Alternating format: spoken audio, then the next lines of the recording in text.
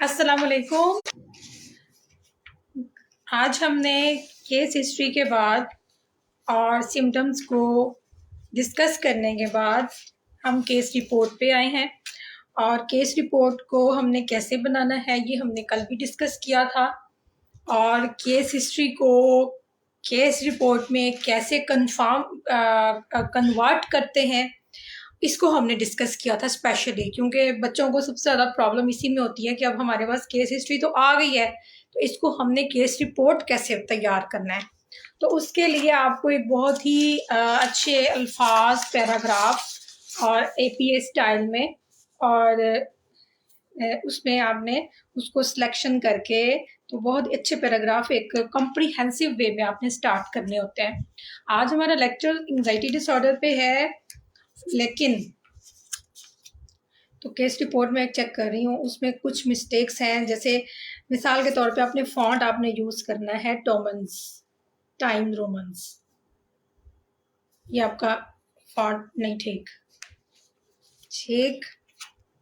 फिर उसके बाद हिस्ट्री ऑफ प्रेजेंट इलनेस की ये आगे की तरफ होगी, ठीक है, नेक्स्ट पेज पे होगी। इसी तरह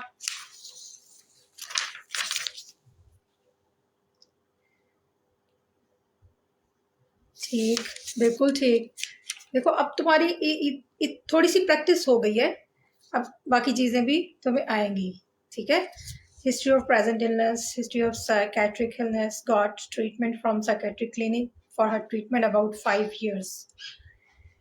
Here she continued her treatment for 6 months, but she did not show but the treatment does not have any benefits or any improvements. या फिर after taking treatment, according to her, she said, I have no improvement. I took no improvement. She did not show him. थोड़ी सी English सही करनी पड़ेगी आपको। आप अपने जो है ना उससे डिक्शनरी से या फिर आप अपने ग्रामर से थोड़ा सा हेल्प लो, जो आपके वर्ड में पढ़ी होती है ना, उसको अगर आप एक्टिव रखोगे तो वो आपको बताएगी। पैसे भी यूज करते हैं ज्यादा।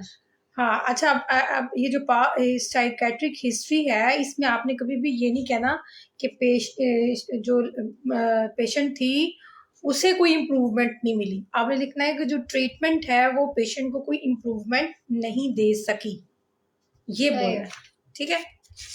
फिजिकल इलनेस, पर्सनल हिस्ट्री, ठीक, educational history, past, drug history, pre morbid personality, ठीक है। इनफॉर्मल और फॉर्मल, इनफॉर्मल में तो हमने बिहेवियर ऑब्जर्व किया, ठीक है। फॉर्मल में हमने जो था ना वो एंजाइटी डिसऑर्डर्स का जो हमारा होता है बैक टेस्ट होगा, बैक इन्वेंट्री होता है, वो हमने अप्लाई किया था, ठीक है। अच्छा, बात का ये होता है कि प्रैक्टिस इतनी ज़्यादा हो जाती है अपनी क्लिनिक में हमें कि हमें लगता है कि हमें पेशेंट का टेस्ट करना कोई ज़रूरी नहीं है, और उसके सिम्टम्स इतने प्रोमिनेंट होते हैं, इतने क्लियर एंड कट होते हैं, तो क्लियर एज पे हमें पता चल रहा होता है कि, लेकिन हम असेसमेंट क्यों करते हैं, ताकि एक तो पेशेंट के पास उसके पास असेसमेंट की एक अथॉरिटी आ जाती है कि जी मुझे, हम कह सकते हैं कि आपके तो टेस्ट में ही आपको क्लियर हो रहा है, उसके डिनाइल फेस उससे निकालने के लिए, डॉक्यूमेंटेशन पूरा करने के लिए, और अपनी भी छोटी मोटी गलत फहमी दूर करने के लिए कि अगर हमें डायग्नोसिस में कोई आ रहा हो तो हमारा टेस्ट हमें देता है। और पहली और जो ज़रूरी बात है, सबसे जो अहम बात है वो ये है कि एथिकली हमें पेशेंट को डायग्नोसिस करने के लिए टेस्ट का ही जो है वो सहारा लेना ज़रूरी है। बिहेवियरल ऑब्जर्वेशन एक अलग बात है, लेकिन साथ में आपका टेस्ट जो है वो आपका साथ में ज़रूर होना चाहिए, ताकि आपको ऑथेंटिसिटी हो के, और एक असेसमेंट की आपने पूरी जो बुकलेट है या आपका फॉर्म है या जो आपका चेकलिस्ट है वो आपने पेशेंट को उसकी फाइल में या उसको नहीं पकड़ा देनी, वो आपकी प्रॉपर्टी है। आपने उसको स्कोरिंग लिस्ट आपने उसको देखनी है, आपने रिपोर्ट आपने उसको देनी है, लेकिन आपने उसको पूरा एक टेस्टिंग का जो फॉर्म है वो घर ले जाने को नहीं दे देना, ठीक है ना। अच्छा जी,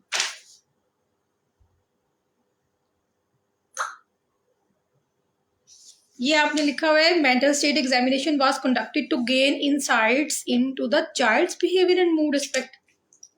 वो चाइल्ड पढ़ के तो चाइल्ड लिख दिए।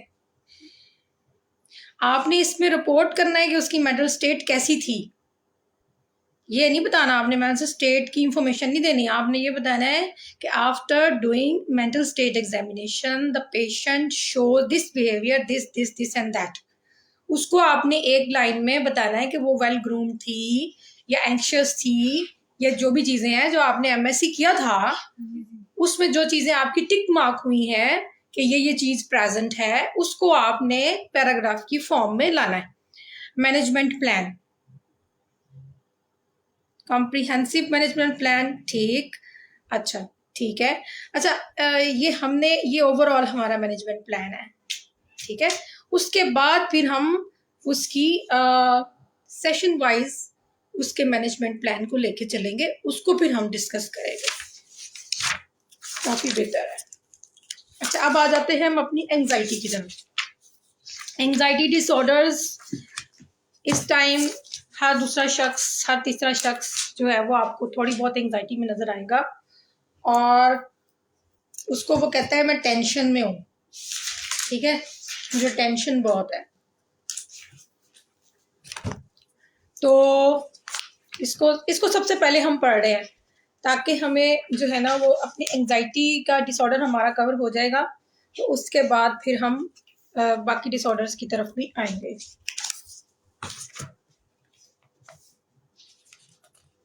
एंजाइटी डिसऑर्डर्स, अच्छा आज मैंने ज़्यादातर सवाल आपसे करने हैं, ठीक है, क्योंकि एंजाइटी डिसऑर्डर हमने लफ्ज पर लफ्ज नहीं पढ़ना।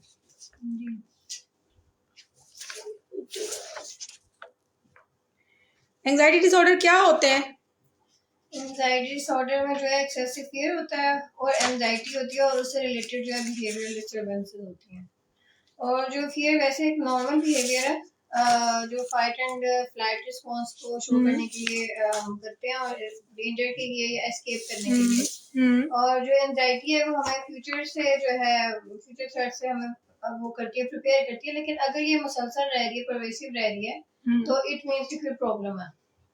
और दूसरा ये कि फियर और एंजाइटी ओवरलैप करते हैं इसमें, एंजाइटी डिसऑर्डर में अलग अलग नहीं होते, ये ओवरलैप कर रहे होते हैं, बार बार एंजाइटी भी हो रही होती है, आपको फियर भी हो रहा होता है। आपने डीएसएम का ये वाला पहला पेज पढ़ा? जी ठीक, इसमें इसने क्या कहा? इसमें ये जो मैं आपको बता रही हूँ वो उसमें यही है। हाँ हाँ बिल्कुल, इसमें ही सारी बात कवर हो जाती है, आगे इसकी डिटेल्स हैं। इसमें सबसे जो इम्पोर्टेंट बात है वो ये है कि एंजाइटी जो है वो नॉर्मल लेवल से बहुत ज़्यादा होती है और वो एंजाइटी आपकी कंस्ट्रक्टिव नहीं होती, वो आपके अंदर तोड़ फोड़ करती है। आपका फियर और आपकी एंजाइटी, आपका खौफ और आपकी जो बेचैनी है वो इस कदर ज़्यादा होती है कि वो ओवर एस्टिमेट करती है हर चीज़ को। मेरा एस्टिमेशन रियलिटी में इतनी नहीं होती जितनी कि आप उसको ओवर एस्टिमेशन कर लेते हो। एक बात, दूसरी बात ये कि वो परवेसिव रहती है, वो 1 2 3 मंथ्स भी हो सकती है, उससे थोड़ी सी कम भी, लेकिन वो मुस्तकिल चलती है। ऐसा नहीं है कि 2 दिन आपको परेशानी रही है और चौथे दिन आपकी परेशानी ख़त्म हो गई है, फिर आपके अंदर वो अलामात नहीं है। फिर एंजाइटी डिसऑर्डर की ख़ास पहचान ये है कि इसके अंदर आपके फिजिकल सिम्टम्स अपीयर होते हैं, सबसे ज़्यादा आपके फिजिकल सिम्टम्स अपीयर होते हैं जो कि आपके एक लंबे अरसे तक रहते हैं और आपको लगता है कि ये वैसे ही मेरा दिल की धड़कन तेज़ रहती है, या फिर आपको लगता है कि नहीं वैसे ही मेरा थोड़ा सा ना दिल ज़्यादा तेज़ धड़कता है तो शायद ये वैसे ही ऐसा है। लेकिन अगर साथ में बाकी अलामात भी मौजूद हैं तो फिर आपको चेकअप की लाजमी ज़रूरत है कि आपको चेकअप करा लेना चाहिए। अच्छा, इसमें से हम थोड़ा सा पैराग्राफ कोई पढ़ लेते हैं और देखते हैं कि उसमें उसने क्या कहा। इसमें ना ख़ास तौर पे पहले तो एंजाइटी डिसऑर्डर के बारे में जब बताया है तो बाद में जो चैप्टर है उसकी जो अरेंजमेंट है, एक पहले एक एक करके आपकी जनरलाइज एंजाइटी, आपकी सिलेक्टिव म्यूटिज्म, आपका पैनिक अटैक्स जो है उसके बारे में भी थोड़ा थोड़ा उन्होंने सारा डिस्कस किया है इसमें, ठीक है। तो पैनिक अटैक सबसे स्वेयर होती है, एंजाइटी डिसऑर्डर की जो स्वेयर फॉर्म है वो पैनिक अटैक्स हैं।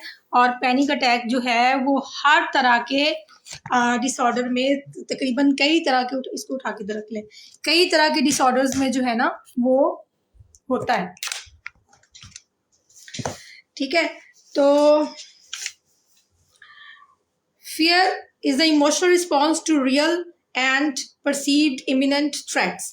थ्रेट्स कहाँ नहीं होते, थ्रेट्स हर जगह होते हैं और उनके साथ मुकाबला करना भी एक नॉर्मल सी बात है।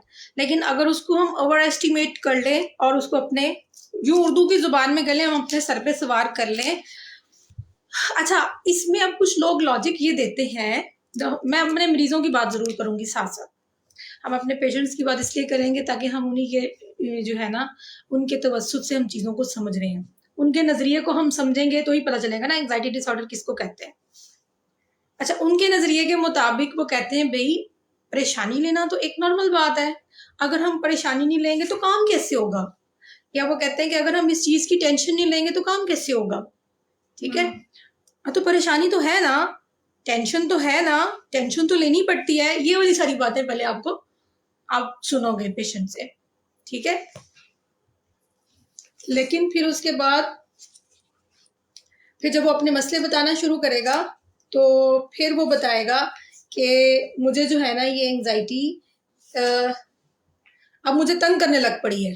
ठीक है, आपने उसको ज़्यादा करेदना नहीं है। जब आपने पेशेंट आपके पास खुद ब खुद ही अगर आ रहा है तो वो कहता है कि नहीं किसी बात पे तो परेशानी लेनी है ना, कहना ठीक है, आप परेशानी जब लेते हैं तो फिर उसका आपको फ़ायदा होता है। आप कह रहे हैं परेशानी लेना ज़रूरी है, तो परेशानी लेना किस हद तक ज़रूरी है ये भी तो पता चले ना। तो किस हद तक आप लेते हैं तब तक आपको फ़ायदा है और किसके बाद आपको नुकसान है, इसकी पहचान असल में ज़रूरी है। ठीक है, इसकी पहचान आपको ज़रूरी है। Obviously these two states overlap but they also differ with fear and more often associate with surges of autonomic arousals, flight और फ्लाइट। एंग्जाइटी की एक मेन फीचर ये है कि पेशेंट जो होता है वो 2 स्टेट्स में फंसा रहता है, छोड़ूं या अपनाऊं, छोड़ूं या अपनाऊं। डिसीजन मेकिंग पावर जिन लोगों की वीक होती है उनको एंग्जाइटी बाज़ ज्यादा होती है, क्योंकि वो 2 चीजों में अटके रहते हैं, हम करें ना करें, करें ना करें, इस तरफ जाएं उस तरफ जाएं, 2 राहें पे खड़े रहते हैं। तो जब हमारे पास पेशेंट्स आते हैं और एंग्जाइटी डिसऑर्डर की शिकायत के साथ, तो अगर हम उनकी थेरेपी में साथ साथ उनके डिसीजन पावर पे काम करें, ठीक है, अगर हम उनके डिसीजन पावर पे काम करें, प्रॉब्लम सॉल्विंग टेक्निक यूज़ करें और हम उसको सोल्यूशन फोकस थेरेपी दें। ठीक है, सोल्यूशन फोकस थेरेपी होता है SFT थेरेपी। अगर हम वो उसको दें, वो सिखाएं, उसकी ट्रेनिंग दें, तो ज़्यादातर चांसेस ऐसा होता है कि पेशेंट काफ़ी बेहतर हो जाते हैं। ठीक, क्योंकि उनको समझ लग जाता है कि मैंने फाइट करना है या फ्लाइट करना है। अब अगर एक मेरे पास पेशेंट आई एंग्जाइटी की और वो कहती है कि मेरे पास मेरे पास ऑप्शन नहीं है, मैं क्या करूं, मेरे पास दिन सिर्फ 2 रह गए हैं और पढ़ने वाला मेरा बहुत ज़्यादा है और मेरे से बिल्कुल भी नहीं पढ़ा जा रहा, और वो कहती है मेरे पास सिर्फ 2 ऑप्शन है, पढ़ूं या छोड़ दूं। तो आपने उसको ये सिखाया अगर कि तुम्हारे पास 2 ऑप्शन है, सोच लो फिर से दोबारा। मतलब हमें जब ये पता है ना, या हमने फेल होना है या हमने पास होना है, तब हम एंग्जाइटी में जाते हैं। अरे भाई ग्रे एरिया में नहीं सोच रहे ना, ये भी तो हो सकता है कि थोड़ा सा पढ़ लो और पास हो जाओ जी, सारी बुक ना पढ़ो, अब तुमने इतना वक्त जाया कर लिया। या फिर अगर हम उसको कहते हैं कि अब तुम डिसीजन कर लो, ठीक है तुम ना पढ़ो, छोड़ दो पेपर, नहीं ना मैं छोड़ भी नहीं सकती ना, नहीं, फिर इससे बेहतर है आप अपनी मेंटल हेल्थ पे काम करो, अपने आप को परेशान ना करो, इससे बेहतर है फिर आप छोड़ दो। वो जो आपने जाके लिखना भी नहीं है, याद किया हुआ भी भूल जाना है, तो इससे बेहतर है फिर आप ना करो, फिर प्लानिंग बाद में अच्छे से करना। तो management of thoughts, management of time, management of decisions, ये सारे जब पेशेंट से नहीं होते तो फिर उसको एंग्जाइटी होती है और वो दरमियान में खड़ा होता है, इधर जाऊं या इधर जाऊं। तो बात ये होता है कि ना इधर जाना है ना उधर जाना है, एक्चुअली इधर जाना है तो डिसीजन लेना होता है कि इधर जाना है या उधर जाना है। तो ये डिसीजन जब पेशेंट को आ जाता है तो उसकी एंग्जाइटी कम हो जाती है। तो फाइट या फ्लाइट में फंसा रहता है वो, बास का ये होता है कि फाइट भी नहीं करना और फ्लाइट भी नहीं करना, फाइट भी नहीं करना और फ्लाइट भी करना, हो सकता है वेट करना है।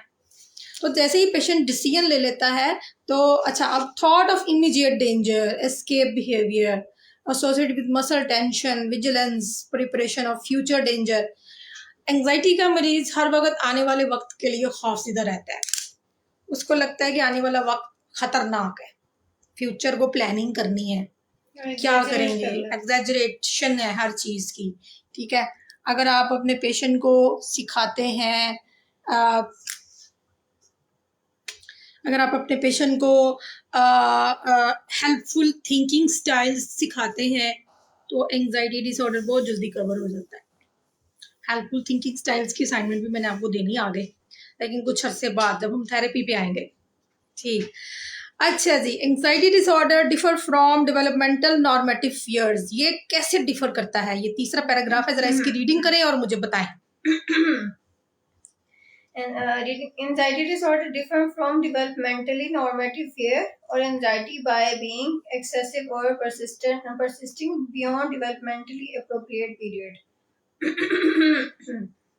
इसकी वो भी मतलब नॉर्मली जो फियर होता है उसमें ये बताया कि डेवलपमेंटली जो एक नॉर्मेटिव फियर होता है वो हमें मतलब हम उसमें नहीं हो जाते, इतना परसिस्टेंट नहीं होता, इतना रिकरेंट नहीं होता, बार बार नहीं आता, हमारी इम्पेयरमेंट नहीं होती हमें।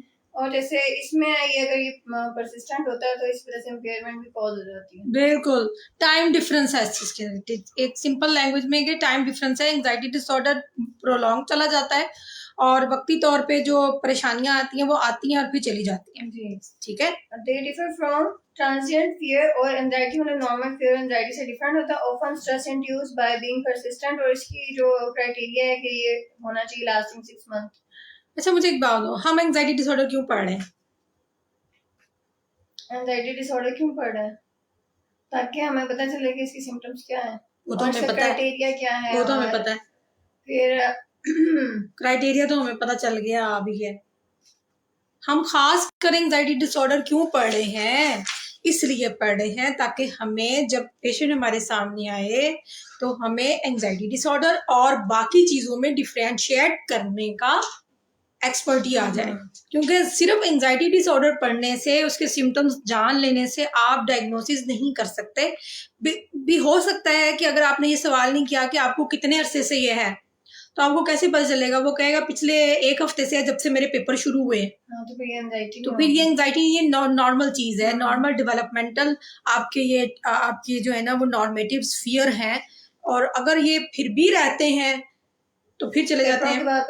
हाँ, लेकिन अगर वो कहता है कि जब पेपर आते हैं मेरे साथ यही होता है, तो फिर उसको अगर एंजाइटी है तो फिर आप उसको अच्छे से डायग्नोस करोगे, उसकी सारी चीजों को देखोगे।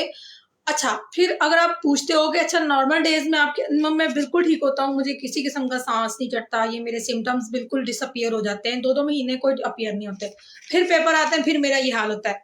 अब वो कर क्या रहा है, वो कर क्या रहा है, उसके वो टाइम मैनेजमेंट नहीं कर रहा, वो पढ़ ही नहीं रहा। ठीक है, तो वो लापरवाही की जुमरे में आ जाता है, वो पर्सनैलिटी ट्रेट्स में आ जाता है, वो मिसमैनेजमेंट्स आ जाती हैं। अगर वो लाइफस्टाइल मॉडिफिकेशन कर ले तो फिर इसका मतलब ये है कि उसकी लाइफस्टाइल पे आपने काम करना है और आप उसको आपने मैनेजमेंट सिखानी है।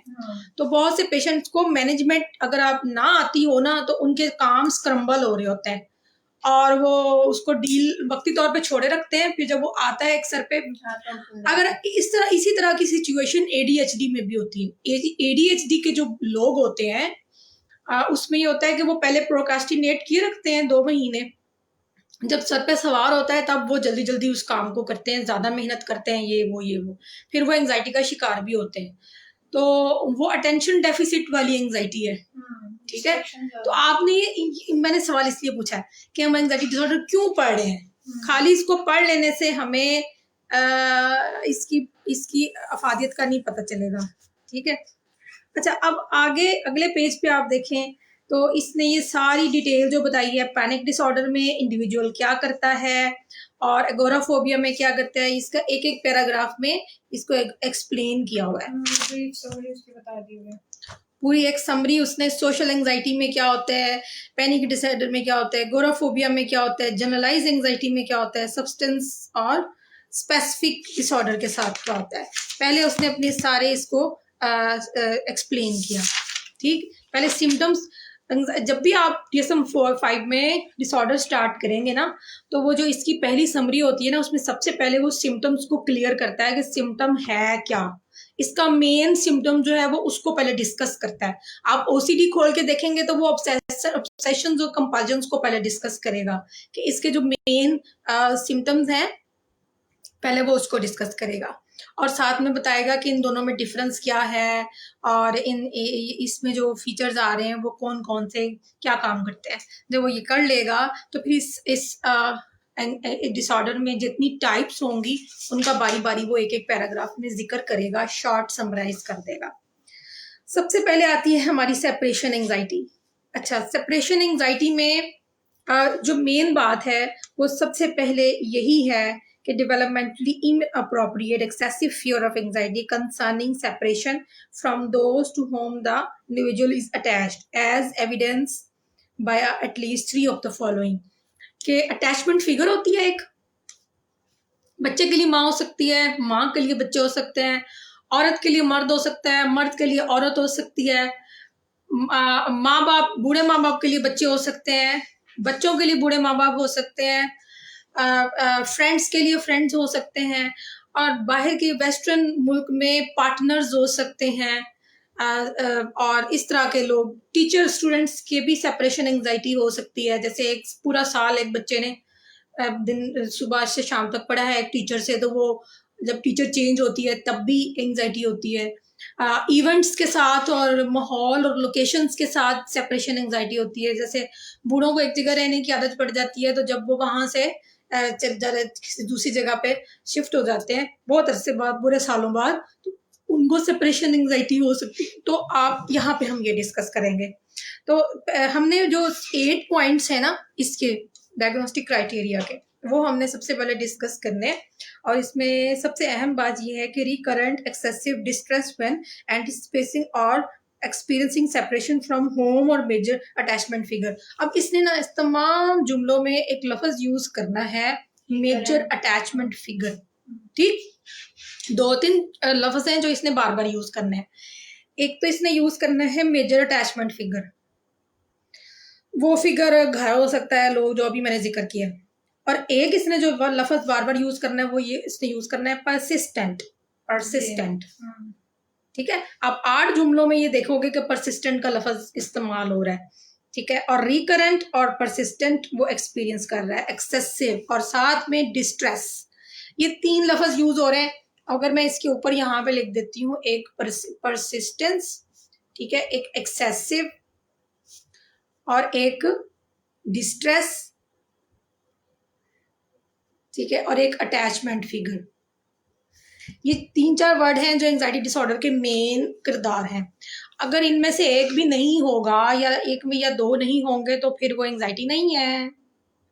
सिंपल। परसिस्टेंट नहीं है तो नहीं है, अगर एक्सेसिव नहीं है तो नहीं है, अगर डिटैचमेंट फिगर नहीं है तो सेपरेशन एंजाइटी नहीं है, अटैचमेंट फिगर नहीं। और डिस्ट्रेस का मतलब है इंतहाई परेशानी, अगर परेशानी डिस्ट्रेस ज्यादा नहीं है तो भी नहीं है।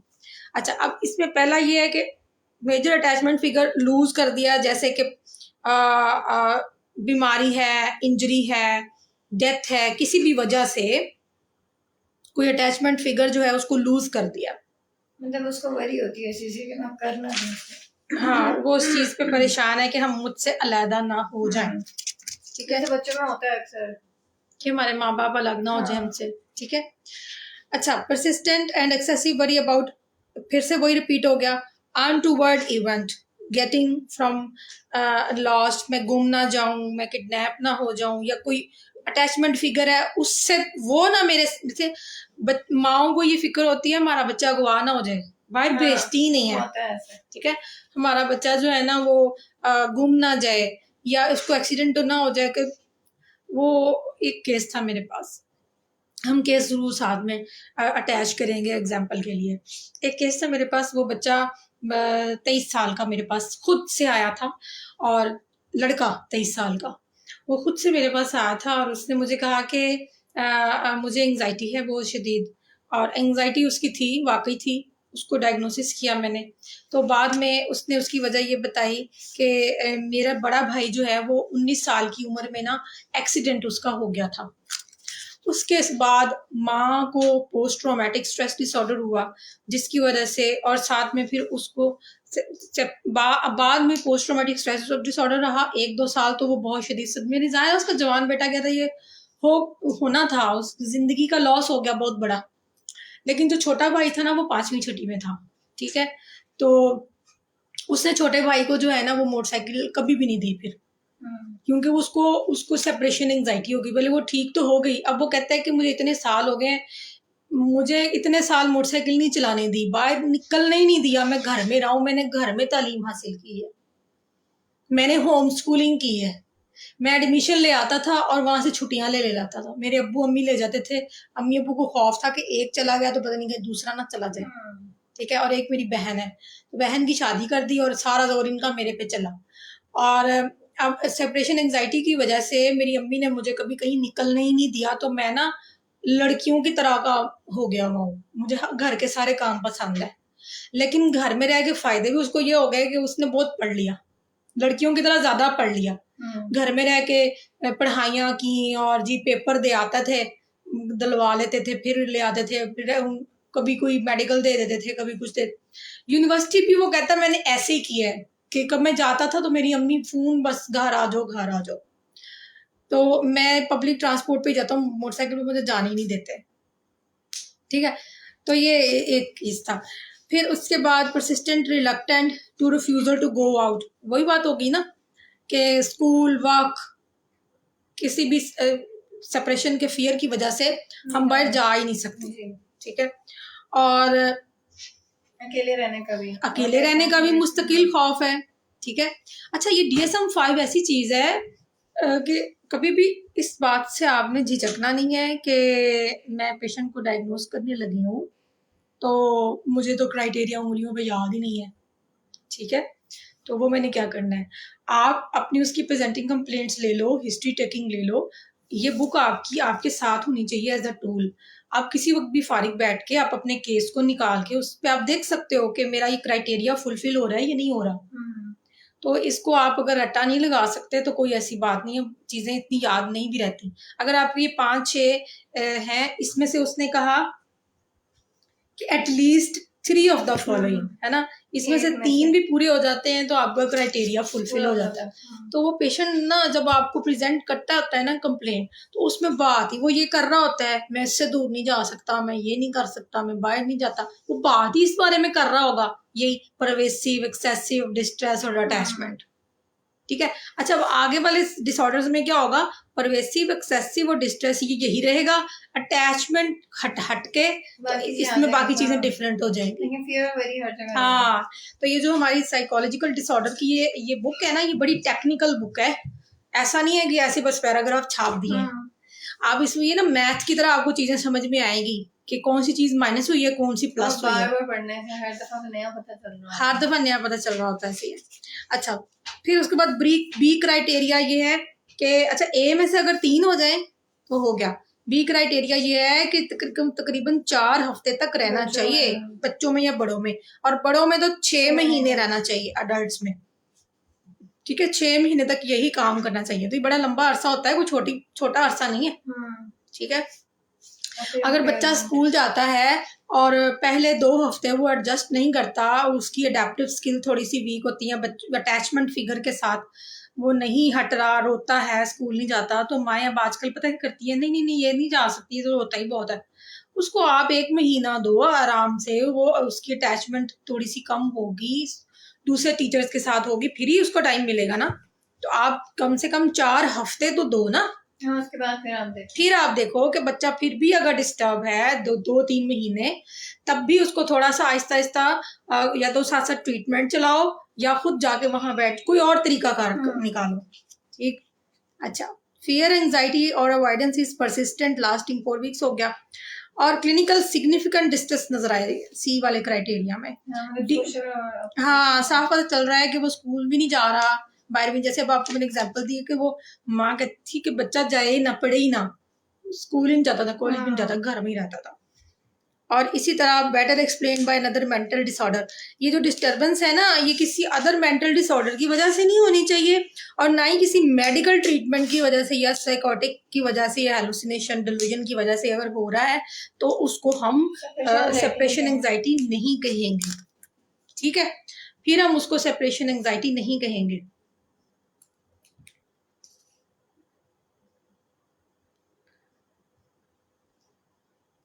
तो फिर हम वो कोई फिर एंजाइटी कोई और होगी, डायग्नोसिस फिर हम उसको ये वाला डायग्नोसिस हम नहीं देंगे। ठीक हो गया।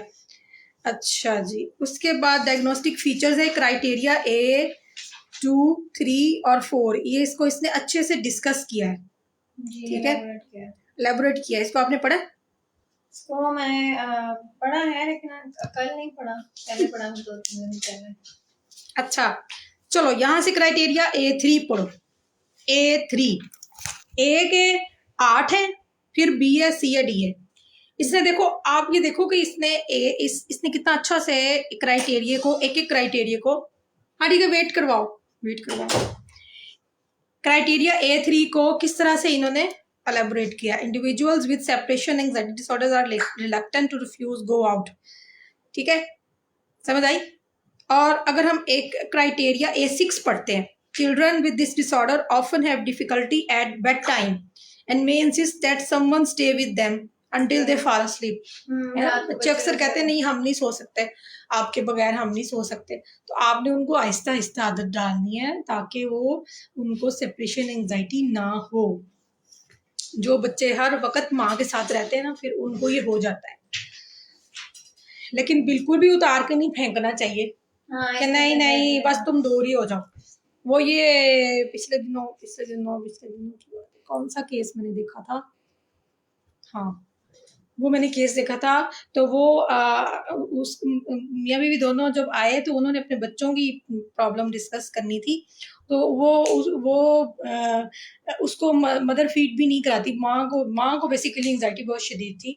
तो उसकी डिमांड ये थी कि मैंने प्रोफेशनल हूँ, मैंने लेक्चर देने होते हैं यूनिवर्सिटी में, तो मैं बच्चे को अपने करीब भी नहीं लगने देती थी ताकि वो मेरे साथ अटैच ना हो जाए, यानी कि उसने डिपेंडेंट ना हो जाए।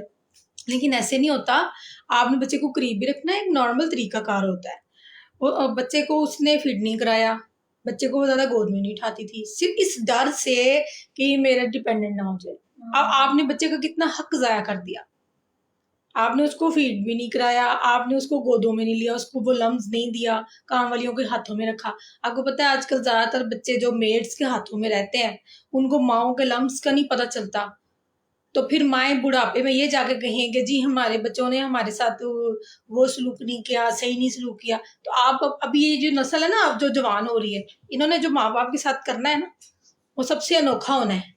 अभी तो माँ बाप के साथ लोगों ने इतना कुछ किया नहीं जो इस नस्ल ने करना है, क्योंकि इनकी परवरिश इन्होंने की है। क्योंकि हम उनको कुछ नहीं दे रहे तो आगे से हमें क्या देंगे। बिल्कुल, वो कहते हैं कि किसी तरह बटन हम दबाएं और ऑटोमेटिक सिस्टम चल जाए और बच्चे खुद ही कोई पल भूल जाएं किसी तरह।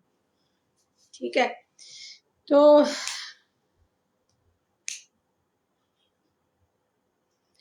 अब आप देखें बच्चे रिफ्यूज कर देंगे, हमने यहाँ नहीं सोना, यहाँ नहीं किसी के साथ जाना, अकेले नहीं जाना।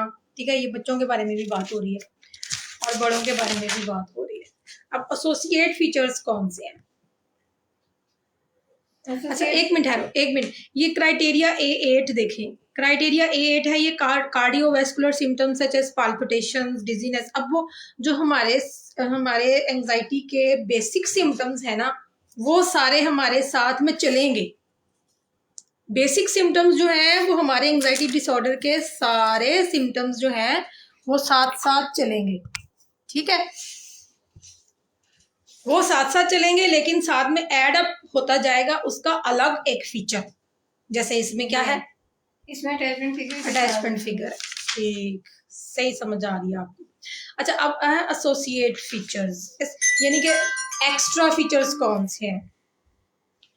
एक्स्ट्रा फीचर्स ये हैं कि भाई जब separated from major attachment figure होता है तो सोशल विड्रॉल भी हो जाता है, एपैथी भी हो जाता है, सैडनेस, डिफिकल्टी कंसंट्रेटिंग, यानी कि आपको लगेगा कि बच्चा जो है ना वो डिप्रेस है, डिप्रेशन का आपको एक महसूस होगा कि बच्चा ना, हाँ अब ये क्योंकि अब ये सेपरेट हो चुका हुआ है, ये उस बच्चे की बात हो रही है या उस अडल्ट की बात हो रही है जो कि सेपरेट हो चुका हुआ है, ठीक है, उसको सेपरेशन एंजाइटी है। और डिपेंडिंग ऑन देयर एज के लिहाज से इंडिविजुअल का फिर उनको खौफ भी आता है एनिमल से, मॉन्स्टर से, अंधेरे से, burglars, kidnappers, car accidents, planes, जो कुछ इस तरह के लोग होते हैं उनको फिर खौफ आता है, हाय हाय हाय जहाज पे सफर नहीं करना, पानी में नहीं जाना, ये नहीं करना, वो नहीं करना, वो फिर ज्यादा सारी चीजों से अवॉइड करते हैं। हाँ, बच्चों में किसी ना किसी तरह का होता है, मतलब पानी का हो गया इस तरह का। हाँ, वो इसकी वजह से आ रहा होता है, ये एसोसिएट फीचर इसके इस डिसऑर्डर में साथ नजर आएंगे, लेकिन अगर अलग से कोई पानी से डरता है तो वो उसका फिर देखना पड़ेगा वो क्यों, ठीक है। चिल्ड्रन विद दिस डिसऑर्डर, मैं यहाँ से पढ़ी, सम इंडिविजुअल्स बिकम होम सिक, ठीक है, लोग घर नहीं छोड़ते, लोग कहते हैं बस हम यही इसी घर में ही सांस ले सकते हैं, इसी घर में हम रह सकते हैं, और तो हम कहीं रह ही नहीं सकते, तो उनके अंदर अडेप्टेबिलिटी भी बहुत थोड़ी रह जाती है। वो जी असल में ना ये इसका ना बहुत ज्यादा प्यार है ना दातकों से या नानकों से कह लो, तो वो जो है ना ये जगह बदली हुई है ना, इसलिए इसको यहाँ बुखार हो गया, ये बीमार हो जाती है, तो इसको बीमार हो जाती है ये, इस वजह से ना ये ज्यादा नहीं रहती वहां पे। तो हम अपने बच्चों को खुद इसी तरह का रेस कर रहे हैं ना, हम उनको अडेप्टेबिलिटी नहीं सिखा रहे, तो फिर वो ग्रो कैसे करेंगे, तो आगे कैसे जाएंगे। Then alone specially in the evening at the dark, जैसे ही शाम होती है, रात होती है, तो अक्सर ये बच्चे कहते हैं कि रात हो गई है, शाम हो गई है। मेरी अपनी बेटी जो है ना, वो जब हम कहीं गए होते थे ना बाहर सैर करने के लिए, जैसे ही शाम होती थी ना, रात होती थी, बाबा घर चले, बाबा घर चले, बस बहुत रात हो गई है बाबा, अब नहीं सैर करनी, बस खत्म हो गई सैर, खत्म हो गई, अब घर। बेटा क्या हुआ, कुछ नहीं होता, अभी रात शाम है, देखो सब फिर रहे हैं। आहिस्ता इसको नॉर्मलाइज किया। मिसाल के तौर पे हम लोग भी उसको नॉर्मलाइज नहीं करते और कहते अच्छा बेटा चल चलो चलो चलो, ये घबरा रही है घर चलो, ये घबरा रही है घर। अब उसने काम ही पकड़ लेना था, उसने शाम के बाद निकलना ही नहीं था, ना हमें निकलने देना था। मुश्किल, ठीक है, वो हर वक्त फैमिली मेंबर्स पूरे करती रहती थी, हर वक्त फैमिली मेंबर्स गिनती रहती होती थी। अच्छा। क्योंकि वो सबसे छोटी है तो वो ना अटैच है सबके साथ, लेकिन उसका काम ही एक है हर वक्त ये आ गया वो आ गया, फैमिली में ये एक बंदा काम है, एक ज्यादा एक थोड़ा, ये ऐसे हर वक्त इन्हीं बातों की। तो फिर आहिस्ता आहिस्ता उसको नॉर्मलाइज किया कि नहीं बेटा इन चीजों पे इतना ध्यान नहीं देते, देखो ये भी है ये भी है। तो अगर आप बच्चे को खुद सेंसिटिविटी दे दोगे, हाँ ये घबरा रही है, ये बस थोड़ा सा उसको हैबिचुअल करोगे आहिस्ता आहिस्ता, तो वो फिर ठीक हो जाएगी। अच्छा जी, ये for example seeing people pairing into their room, तो उनको लगे बाहर से कोई झांक रहा है, हमें कोई घूर रहा है, ठीक है, कोई आंखें हमें देख रही हैं, और फिर वो क्या डिमांड करेंगे, इंट्रूसिव में बी डिस्क्राइब्ड एज डिमांडेड, तो वो लोग उनको कहते हैं कि ये ना क्लिंगी हो गया है और ये अटैचमेंट मांग रहा है, ठीक है, और मे अपीयर डिपेंडेंट और ओवर प्रोटेक्टेड। तो ये जो इंडिविजुअल्स हैं, ये जो हमारे अडल्ट हैं, यहाँ से मैं आपको दोबारा पढ़ के बताती हूँ, ये देखो, children with this disorder may be described as demanding, intrusive and in need of constant attention, and as adult may appear dependent, overprotected। ये वो नतीजा है जो बचपन से निकलता है फिर, आप समझ हो जाता है। हाँ, तो जिन बच्चों को और बहुत ज्यादा तवज्जो मिलती है वो ओवर प्रोटेक्टेड हो जाते हैं फिर, और वो डिपेंडेंट भी हो जाते हैं। ठीक, कई घरों में जो छोटे बहन भाई होते हैं ना, वो ऐसे होते हैं, वो फिर इतने डिपेंडेंट हो जाते हैं, फिर उनको एंजाइटी डिसऑर्डर्स होते हैं, उनको जो है ना वो ये बहुत सेंसिटिव है, ये तो हमारा बेबी है, ये तो हमारा काका है, ये तो कभी बड़ा नहीं हुआ। मैंने अक्सर देखा जैसे बड़े बहन भाई होते हैं ना, वो अलग भी रह लेते हैं पेरेंट्स से जाके, छोटे नहीं रहते। मैंने हाँ, अपने घरों में वो देखा है। तो उनको जब पैम्पर तो मैं किया होता है बचपन में, उनको साथ जोड़ के जो रखा होता है वो वो साथ अंगलियों के ही, साथ ही। वो उंगली नहीं ना छोड़ते सारी उम्र। तो यही हमारे मुआशरे की गलती है। बहरहाल ये पेरेंट्स का कसूर है, और कुछ जो बच्चे होते हैं वो भी पेरेंट्स के साथ यही कुछ ही कर रहे होते हैं कि बच्चों वालदेन को इतना डिपेंडेंट कर लेते हैं कि वालदेन ना उनको जॉब नहीं करने दे रहे होते। समझ आ रही? वालदेन जब एक एज को जाते हैं, जब वो फारिग हो जाते हैं, या एक दो बीमारियां होती हैं, या नमाज कुरान होता है, उनकी उनकी अपनी कोई एक्टिविटी नहीं होती, और वो चाहते हैं कि बच्चे भी फारिग होकर हमारे पास बैठे रहे। वो उनको बाहर नहीं जाने देंगे, बीवी बच्चों को घूमने फिरने नहीं देंगे, ठीक है, अपनी बेटियों को कहेंगे बस इधर आके रहो, इधर ही आ जाओ, नवासियों को रखेंगे। ठीक है कि एक हद तक चीजों को करना चाहिए, लेकिन आप डिपेंडेंट हो जाते हो ना फिर। मैं जी, मेरे पास जब तक कोई हो ना तो मैं नहीं रह सकता, मैं नहीं रह सकती, मतलब मुझे जो है ना वो हर वक्त लोगों ने घेरा हो, ठीक है, मैं डिपेंडेंट रहूं। Excessive demand often become a source of frustration for family members. इस किस्म की एक्सेसिव डिमांड जो है वो फैमिली मेंबर्स के लिए फ्रस्ट्रेशन बन जाती है, और घर में फिर झगड़े भी बनते हैं जी। अच्छा, प्रिविलेंस ये है कि यूनाइटेड स्टेट की प्रिविलेंस है ये सारी, ये हमारे मुल्क की प्रिविलेंस नहीं है, इसलिए मैंने प्रिविलेंस को बहुत ज्यादा कभी पढ़ा नहीं है, लेकिन ये उनके कल्चर के मुताबिक है कि 4% एडोलेसेंस में जो है वो 1.6% है, और separation anxiety disorder prevalence childhood में जो है वो ज्यादा दिखाई देती है बनिस्बत बड़ों के, ठीक है। और मेल और फीमेल में ये एक जैसी है, फीमेल में एक जैसी है। डेवलपमेंटल कोर्स, इसको पढ़कर आए हो? मैंने एसोसिएटेड फीचर पढ़े थे, फंक्शनल पढ़े थे और डिफरेंशियल पढ़े थे। ठीक, डेवलपमेंटल कोर्स कहते किसको है? डेवलपमेंट तो ये है कि इनकी ये जो डिसऑर्डर है कैसे, ये कैसे डेवलप करता है, develop तो ये पढ़ना करता है। जरूरी है ना, आपके इसका मतलब पूरा पढ़कर नहीं आया। Periods of heightened separation anxiety from attachment figure are part of normal early development and may indicate the development of secure attachment relationship, for example around 1 year of age. पहली उम्र में तो ये चीजें नजर आती हैं, ये पार्ट होता है नॉर्मल अर्ली डेवलपमेंट का। फिर उसके बाद ये सेपरेशन ऑनसेट कब होता है? जब प्री स्कूल स्टार्ट होता है, और फिर ड्यूरिंग चाइल्डहुड, फिर एडोलेसेंस की एज में, ठीक है। एक बच्ची है मेरे ख्याल में, एक केस ऐसा है जो कि मम्मा के बगैर नहीं रहती, वो बच्चों में सबसे बड़ी है, उसका बर्थ ऑर्डर भी फर्स्ट है। छोटे बच्चे फिर भी रह लेते हैं, जो आप बात आप कर रहे थे कि वो छोटे बच्चे रहते हैं, बात बड़े बच्चे इतने ज्यादा अटैच हो जाते हैं और इतना डिपेंडेंट हो जाते हैं जी, मम्मा के बगैर नहीं मैं रह सकती, मम्मा के बगैर मैं खा नहीं सकती, मम्मा के बगैर नहीं मैं सो सकती, ठीक है, मैं कुछ भी नहीं कर सकती मामा के बगैर। और मामा क्योंकि इस चीज में फिर खुश होती हैं, वो फिर और जोड़ लेती हैं साथ, नहीं ये नहीं जा, नहीं ये मेरे बगैर नहीं जाती, ये मेरे बगैर रह नहीं सकती, इसको ना घबराहट होती है, कहती मामा आप मेरे साथ ही जाए, बस स्कूल जाती है, पता नहीं कैसे होके आती है। अच्छा, तो going away to colleagues, moving away from attachment figure, ठीक है। However, the majority of the children with a separation are free of impairing anxiety distress. इसमें यही सारा बताया है कि अगर चाइल्डहुड में ऑनसेट हो जाए सेपरेशन एंजाइटी का, तो इसके सिम्टम्स आगे आगे भी चलते हैं, ठीक। अच्छा, ये जो सेपरेशन एंजाइटी है ये एज के साथ साथ मैनिफेस्ट होती है, नजर आती है, कम या ज्यादा एज के साथ वेरी करती है, ठीक है। Risk and prognostic factors, genetic भी हो सकता है, एनवायरमेंटल भी हो सकता है। Risk and prognostic factors environmental भी हो सकते हैं और जेनेटिक और फिजियोलॉजिकल भी, ठीक। और जेनेटिक और फिजियोलॉजिकल ये है कि ये हेरिटेबल है। हेरिटेबल क्यों है? ऐसा नहीं है कि अभी मेरी अम्मी को सेपरेशन एंजाइटी था तो जी मुझे हो गया, ये कोई वबा ऐसी कोई ऐसा करके ट्रांसफर होगी।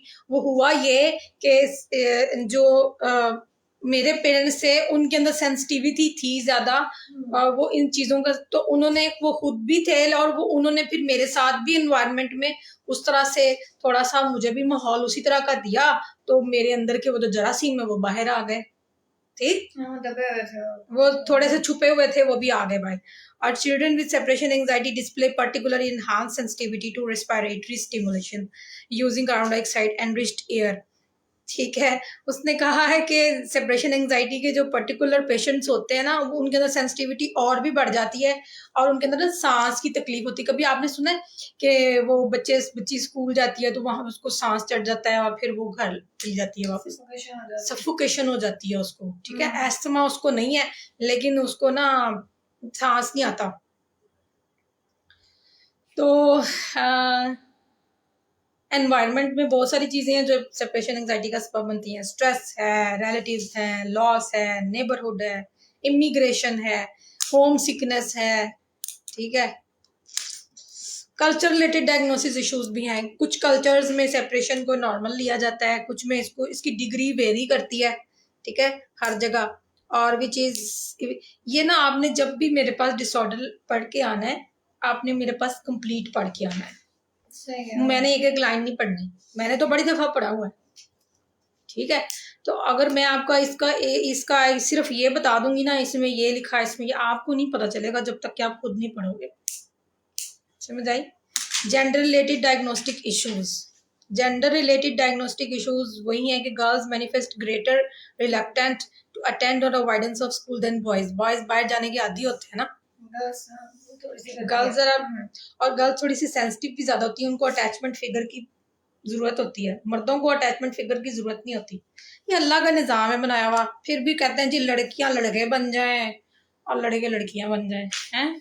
अब खुद कह रहे हैं ये कि लड़कियां जो है, अब अगर बायोलॉजी उठा के देखी जाए या साइकोलॉजी उठा के देखी जाए, तो लड़कियों के अंदर किसी एक अटैचमेंट फिगर की जरूरत होती है कि वो किसी एक बंदे के साथ इतना अटैच रहें कि अपनी गम, अपने परेशानियां शेयर करें जी, दुख दर्द बताएं और आंसू साफ करवाएं, हमदर्दी लें। पहले बाप और फिर उसके बाद बाप, भाई, बहने, कोई ना कोई चाहिए उनको। ठीक, कि कभी आपने सुना है कि लड़कों को अटैचमेंट फिगर चाहिए, कि वो ढूंढ रहे हो कि नहीं नहीं कोई ना कोई लड़की होनी चाहिए जो मेरे साथ साथ क्लिंग रहे। कुछ अरसे भी रखेंगे तो छोड़ और वो तंग भी आ जाएंगे, इतना ज्यादा कोई साथ रहेगा तो आ जाते हैं, बहुत जल्दी तंग आ जाते हैं। अच्छा जी, सुसाइडल रिस्क कितना है? अच्छा, उसने इसमें साफ ये बात कही है कि ये जो बच्चों में सेपरेशन एंजाइटी होती है, ये इंक्रीज्ड रिस्क ऑफ सुसाइड होती है इसमें। ठीक है, लेकिन मूड डिसऑर्डर में अगर ये साथ अटैच हो जाए तो फिर ज्यादा हो जाती है। या फिर सब्सटेंस अब्यूज, यानी कि ड्रग्स लेने वाले लोग होते हैं, अगर मतलब सेपरेशन एंजाइटी हुई तो उसने ड्रग्स लेना शुरू कर दी।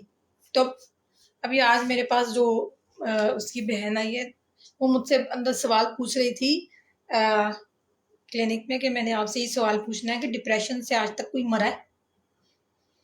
कि जी उसको डिप्रेशन था, वो मर गया, उसको हार्ट अटैक हो गया, तो वो सुसाइड कर सकता है तो मरेगा। ठीक है, तो सुसाइड ही किया है उसने, या उसने कोई ऐसी चीज की है, ऐसा नहीं है कि उस, या फिर वो डिप्रेस रह के डिप्रेशन में रह के उस ट्रीटमेंट नहीं लिया तो उसका हार्ट पहले से ही वीक हो गया हुआ था। ठीक है, तो या वो स्लो पॉइजनिंग हो रही थी, उसको कुछ ना कुछ था, वरना डिप्रेशन अकेला किसी को नहीं मार देता, साथ में चीजें होती हैं कितनी सारी। अगर इतना शदीद डिप्रेशन था, घर वालों को नजर नहीं आ रहा था, डिप्रेशन तो नजर आता है, हाँ साफ नजर आता है, और घर वाले सपोर्टिव ना हो तो। खैर, एंजाइटी डिसऑर्डर हमारा यहाँ पे सेपरेशन एंजाइटी डिसऑर्डर हमने कर लिया। फंक्शनल कॉन्सिक्वेंसेज ऑफ सेपरेशन है, ये जो छोटे छोटे इसके पैराग्राफ्स है ना, इनको कभी भी इग्नोर नहीं करना अगर आपने एक अच्छा साइकोलॉजिस्ट बनना है तो। अगर आपने छोटा मोटा साइकोलॉजिस्ट बनना है, डिग्री लेनी है, शादियां करनी है और छोटी मोटी जॉब्स करनी है, फिर आप क्राइटेरिया पढ़ो और आगे चले जाओ। सच कह रही हूँ। ठीक है, individuals with separation anxiety disorder often limit independent activities away from home और अटैचमेंट फिगर फॉर ये सारा हमने पढ़ लिया था, ठीक है। और डिफरेंशियल डायग्नोसिस जो है वो हम डिटेल से अब पढ़ते हैं। हाँ जी, अब मैं आपसे पढ़ो सवाल करूंगी तो आपने मुझे बताना है। जनरलाइज एंजाइटी डिसऑर्डर में और एंजाइटी डिसऑर्डर में इसने क्या फर्क बताया है? जनरलाइज एंजाइटी डिसऑर्डर में होता है परसिस्टेंट वरी होती है, किसी भी चीज से रिलेटेड होती है, वो कोई भी हो सकती है और फिर मुझे सिर्फ डिफरेंस बताओ, लेकिन एक लाइन में डिफरेंस बताओ, मुझे एक्सप्लेन नहीं करना। सेपरेशन में होता है स्पेसिफिक अटैचमेंट फिगर्स होती है। हाँ, इन दोनों में फर्क ये है कि उसमें अटैचमेंट फिगर नहीं होती, इसमें सिर्फ एक अटैचमेंट फिगर होती है। वो इंसान की सूरत में हो सकती है, जगह की सूरत में हो सकती है, किसी भी चीज की सूरत में हो सकती है, ठीक है। अच्छा जी, तो आपने एक हरफ में डायग्नोसिस डिफरेंशियल कर लेना है।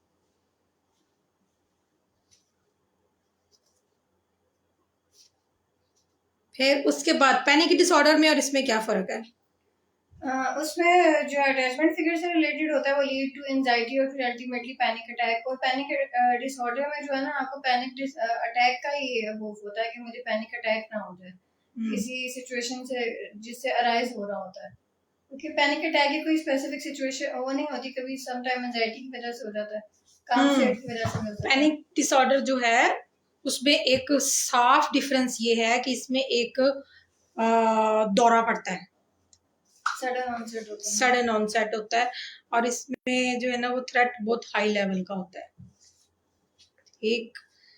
तो जो आपकी सेपरेशन है उसमें कोई ऐसा एकदम से, हाँ ये हो सकता है, साथ साथ आपको मैं ये भी बता दूं, ये हो सकता है कि सेपरेशन एंजाइटी वाले को बाद में जाके पैनिक डिसऑर्डर भी शुरू हो जाए।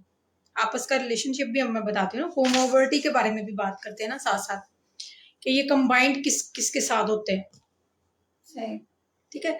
ये हो सकता है कि वक्त के साथ साथ एक चीज दूसरे में कन्वर्ट हो जाए। एगोराफोबिया क्या फर्क है? एगोराफोबिया में जो है ना स्पेसिफिक वो जो होता है सिचुएशन, जैसे आप क्लोज ओपन प्लेसेस का होता है कि आप उसमें ट्रैप ना हो जाओ, इसकी वजह से आपको पैनिक अटैक भी हो सकता है। लेकिन इसमें जो है अटैचमेंट फिगर जो है उसकी सेपरेशन। जब मैंने आपको डिफरेंशियल डायग्नोसिस पूछने हैं ना, तो आपने शुरू करनी है बात उस डिसऑर्डर से जो हमने पढ़ा है, समझ आई? डिफरेंशियल करने का तरीका आपको समझा रही हूँ, वो ये है कि आपने जो पढ़ा है ना, आपने वहां से शुरू करनी है बात। आपने कहना है इसमें फर्क ये है कि उसमें अटैचमेंट फिगर है इस तरह करके, और इसमें जो है वो बंद जगह का खौफ है, इसमें अटैचमेंट फिगर नहीं है, सही, ठीक। तो जैसे हम बचपन में चीजों में फर्क मालूम करते थे ना, हम कहते थे इसमें ये है इसमें ये नहीं है, ऐसे करना है आपने, ठीक है। दोनों को एक्सप्लेन नहीं करना। कंडक्ट डिसऑर्डर में और उसमें क्या फर्क है? उसमें अटैचमेंट फिगर होता है, इसमें ये होता है कि आपको फियर वो नहीं होता, इसमें आप वैसे स्कूल अवॉइडेंस करते हो और फिर अल्टीमेटली बाद में जो है ना फिर आप घर से बाहर देखो बिल्कुल सही, अप्रोक्सीमेटली आपने बिल्कुल सही बताया। थोड़ा सा मैं आपको क्लियर कर देती हूँ। सेपरेशन एंजाइटी में उसको अटैचमेंट फिगर से परसिस्टेंट वरी होती है, डिस्ट्रेस होता है, और कंडक्ट डिसऑर्डर में जो है ना वो वायलेंस होता है, ठीक है। स्कूल ना जाने की ख्वाहिश होती है क्योंकि वो उसके अंगेंस्ट चलता है, ठीक है, अंगेंस्ट चलता है, उसमें एक तरह की कहते हैं कि गुस्सा होता है कि मुझे नहीं जाना, एंगर इश्यूज होते हैं, या मतलब वो बिल्कुल उससे उलट वो चाहता है कि मैं जाऊं ही ना, ठीक, ये नहीं खुद जानबूझ के नहीं जाना चाहता। और सोशल एंजाइटी में और इसमें क्या फर्क है? सोशल एंजाइटी में उसको होता है कि नेगेटिवली जज करेंगे मुझे लोग, इस वजह से वो बाहर नहीं जाता। और अटैचमेंट फिगर की वजह से कि मैं उससे अलग, ऐसा कुछ नहीं है कि उसमें कोई अटैचमेंट फिगर नजर आ रही हो, ठीक। लेकिन ये मैंने पढ़ा है कि सोशल एंजाइटी डिसऑर्डर और ये इकट्ठे चल सकते हैं। वो इसलिए क्योंकि जब वो घर में रहना शुरू कर देगा, बाहर निकलेगा ही नहीं, तो फिर सोशल तो विड्रॉल हो जाएगा ना, तो ये कोमोर्बिडिटी चलती है इसकी। अब इसको ना डायग्नोस करना फिर वहां मुश्किल हो जाता है जब वो कहता है मैं यहाँ पे भी नहीं जाता, वहां पे नहीं जाता, वहां पे नहीं जाता। आपने कान खुले रखने हैं जब उसने ये कहना है कि मुझे असल में अटैचमेंट फिगर ये है। जहां अटैचमेंट फिगर की बात हुई वहां आपको समझ आ गई। लेकिन अगर उसने अटैचमेंट फिगर की बात नहीं की और सिर्फ वो यही कह रहा है कि मुझे फियर ऑफ जजमेंट है, फियर ऑफ जजमेंट है, फियर ऑफ जजमेंट। हाँ, पोस्ट ट्रॉमेटिक स्ट्रेस डिसऑर्डर और उसमें क्या फर्क है? इसमें ट्रॉमेटिक इवेंट से रिलेटेड होता है, वो इंट्रूसिव थॉट्स आती हैं, अवॉइड करता है, और उसमें जो है ना वैसे फियर होता है अटैचमेंट फिगर से सेपरेशन का। जबरदस्त। अब आई ना लाइन पे, इलनेस एंजाइटी डिसऑर्डर में और उसमें क्या फर्क है? इसमें उसको किसी बीमारी का खौफ होता है, उसकी एंजाइटी होती है, वरी होती है, और उसमें वो बीमारी का नहीं होता, उसमें अटैचमेंट फिगर से सेपरेशन का। इलनेस एंजाइटी डिसऑर्डर में ज्यादा कंसर्न जो होता है वो मेडिकल डायग्नोसिस का होता है कि मुझे पता नहीं क्या बीमारी है। हाँ, ये टोटल डिफरेंट अलग अलग चीजें हैं दोनों। बीरीवमेंट और इसकी मुझे नहीं बीरीवमेंट कहते हैं किसी का बहुत लॉस हो जाता है ना, जब कोई फौत हो जाता है तो वो इंटेंस सोरो में होता है, गमगीन, लंबा गमगीन। ठीक है, बेरीवमेंट पीरियड पूरा होता है एक। अच्छा, तो बेरीवमेंट पीरियड ये होता है कि वो उसको याद कर करके रोता रहता है, लेकिन उसको फियर नहीं होता सेपरेशन का। वो सेपरेशन हो चुकी होती है, ग्रीफ में चला जाता है, ग्रीफ में चला जाता है। डिप्रेसिव एंड बाइपोलर, इसमें जो होता है ना वो जो पेशेंट होता है वो मूड की वजह से, इसमें अटैचमेंट की कोई ऐसी बात नहीं है कि मोटिवेशन नहीं होती, इसमें सिर्फ पेशेंट हाइपर होता है या लो मूड का होता है। अपोजिशनल डेफाइंड डिसऑर्डर, इसमें जो है उसका ये नहीं होता कि मैंने इस वजह से नहीं जाना कि अटैचमेंट फिगर से, उसका बिहेवियर ये होता है कि ऑपोजिट वायलेंस करना है, सिर्फ रूल्स एंड रेगुलेशन तोड़ने हैं।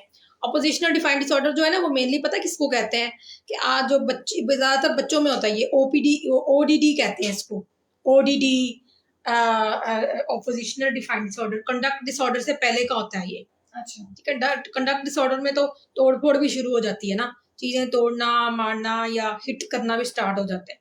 ऑपोजिशनल डिफाइंड डिसऑर्डर में होता है जो बच्चा होता है ना वो धमकियां देता है और ये परसिस्टेंट होता है, तीलियां जलाएगा, आग जलाएगा, डराएगा, खौफजदा करेगा, या फिर ना रूल तोड़ेगा। टीचर कहेंगे ना लाइन में खड़े हो, वो लाइन में नहीं खड़े होगा, और वो कहेगा ना यहाँ थूक नहीं फेंकना, वही थूक फेंकेगा। वो सब चीजों के खिलाफ चलेगा, वो जो चीज है ना उसके खिलाफ। और ये माइंड जो है ना, बस सुन ले भाई, जो माइंड जो है ना वो अपने बच्चों को खुद ऑपोजिशनल डिफाइंड डिसऑर्डर पे ले जाती हैं। जब वो उनको क्रिटिसाइज करेंगी, जब उनको रोके टोकेंगी, वो ज्यादा रोके टोकेंगी, वो कहेंगी जो मैं कहती हूँ ना ये वही करता है। ना उसको प्यार से समझाएंगी, ना उसको गुस्से में, आप खुद गुस्से में आके उनको जो है ना वो क्रिटिसाइज किए ही जाएंगे। देखा अब इधर बैठ गया, देखा अब इसने ये कर दिया, ये नहीं हटेगा, इसने ये कर दिया, इसने वो कर दिया। वो फिर ऑपोजिशनल बच्चे खुद ही बन जाते हैं, रिजिड बिहेवियर हो जाता है। ये माएँ करती हैं ये काम, बाप करते हैं, बाप बहुत रोक टोक करते हैं, बाप बहुत रोक टोक करते हैं। वो घर आ जाते हैं, वो बच्चे को टिक के नहीं बैठने देते, कोई काम नहीं उनको करने देते, जो किया जाएगा उसको रोके जाएंगे, ये ऐसे भी नहीं करता सही, ये इस तरह भी नहीं, क्रिटिसाइज किए जाएंगे, खुद अंदर से वो डिस्टर्ब होंगे और अपने बच्चे पे गुस्सा निकालते जाएंगे। तो ये हो जाता है साइकोटिक डिसऑर्डर। इसमें डिल्यूजन्स होते हैं, फास्ट होती हैं, उसमें तो अटैचमेंट फिगर है जी। ठीक है। पर्सनैलिटी डिसऑर्डर्स, पर्सनालिटी डिसऑर्डर में कुछ जैसे डिपेंडेंट पर्सनालिटी डिसऑर्डर है, उसमें डिपेंडेंसी हो जाती है, लेकिन वो ये उससे डिपेंडेंट फियर नहीं होता, इसमें फियर भी नहीं होता। और दूसरा ये कि पर्सनालिटी में एक वो ट्रेट होता है जैसे सेल्फ डायरेक्शन, इंटरपर्सनल फंक्शनिंग, ये सब चीजें होती है जिस तरह से आप कर रहे हो। एक मेजर डिफरेंस है वो ये कि डिपेंडेंट पर्सनालिटी डिसऑर्डर्स किसी एक पे डिपेंड नहीं करता, ओवरऑल डिपेंड करता है। यहाँ पे एक अटैचमेंट फिगर होती है जिसपे कोई इंसान और उसको फियर भी होता है कि कहीं मुझसे अलग ना हो जाए। डिपेंडेंट पर्सनैलिटी होती है ना वो तो कहेगा फलानी मुझे कपड़े बना दे, फलानी मुझे खाना खिला दे, किसी के साथ भी वो किसी अटैचमेंट नहीं होते, वो डिपेंड करते हैं। वो कहते हैं मेरा ये काम ये कर दे, मेरा ये काम ये कर दे, मेरा ये चीज कर दे, मेरा बाजू भी कोई हिला दे, मेरा ये भी कर दे, मेरा ये भी बना बनाया हो जाए। डिपेंडेंट है टोटली। कोमोबिलिटी ये किस किस के साथ चलता है? जनरलाइज एंजाइटी के साथ चलता है, स्पेसिफिक फोबियाज के साथ चलता है, और पीटीएसडी और पैनिक डिसऑर्डर, और इन सब में भी ये साथ साथ चलता है। जैसे मैंने आपको पहले बताया कि ये सारे एक साथ चलते हैं। ऑब्सेसिव कंपल्सिव डिसऑर्डर में भी ये साथ साथ चलेगा। हाँ, ये बड़ा इंपॉर्टेंट पॉइंट है। जब किसी को ओसीडी होता है ना तो साथ उसको सेपरेशन एंजाइटी भी होती है। आपने वो ड्रामा देखा है ना? ये पागल है ना? हाँ, जी, जी। उसमें जो उसको ओसीडी है ना, ROCD, जो रिलेशनशिप ऑब्सेसिव कंपल्सिव है, उसको उससे सेपरेशन होने की ही तो खौफ था कि मैं उससे अलग हो जाऊंगी। उसने ख्यालों ख्यालों में वो उसके बच्चों की भी माए मन के बैठी हुई थी।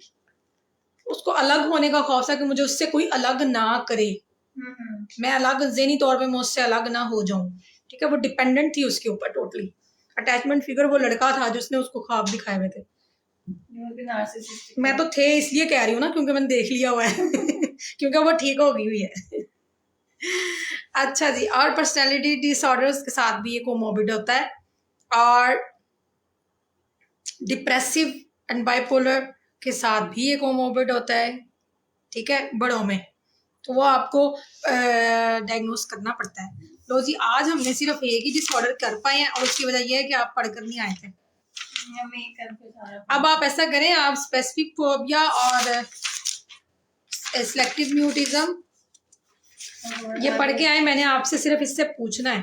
ठीक है, इंशाल्लाह हम कोशिश करेंगे कि कल हम इसको जो है ना वो कंप्लीट कर लें, क्योंकि हम इन डेप्थ में बात कर रहे हैं। अब अगर हम चाहें तो हम इन लेक्चर्स को बहुत शॉर्ट करके तो 2 दिनों में भी ख़त्म कर सकते हैं कि जनाब ये, लेकिन हमारी कोशिश है कि हम जिस चीज़ को भी करें वो अच्छे तरीके से करें, लेक्चर अच्छे से कंप्लीट हो। इससे पहले आपने इसका लेक्चर मैंने सुना था एंजाइटी डिसऑर्डर का। हाँ।